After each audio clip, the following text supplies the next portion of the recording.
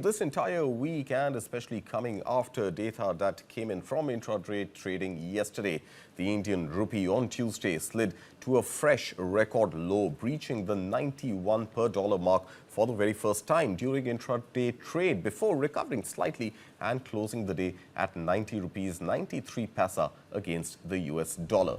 Now, no concrete update on the India-US trade deal, coupled with foreign investors cashing out of both Indian equities and bond markets, continue to put pressure on the Indian currency. Now, this year alone, the Indian rupee has dipped 6% against the US dollar.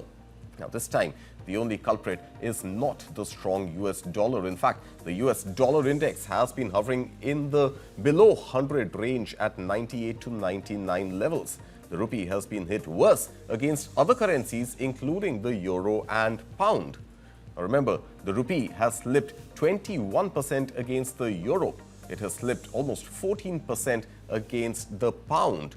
A similar weakness has also been seen for the Indian rupee against the Australian dollar, and the rupee has slipped almost 8% or so against the yen. The fall against dirham continues to be in line with the slip against the US dollar at about 6.2%.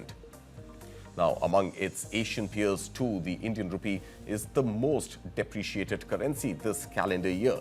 Now, despite big FDI commitments by big tech, including the cumulative $67.5 billion worth investments committed by Amazon, Microsoft and Google in the last 3 months, global capital has swung towards other perceived AI winners. This includes markets in the United States, South Korea, as well as Taiwan. Emerging markets and Asia-focused funds have been losers with massive fund outflows.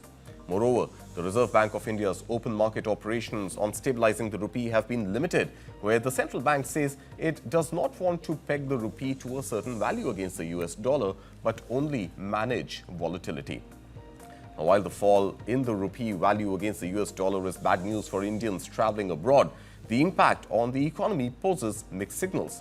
The biggest hit is likely to be for India's import of oil, followed by the massive import deficit owing to gold imports that in any case are at record high valuations, both in terms of price as well as volume of imports.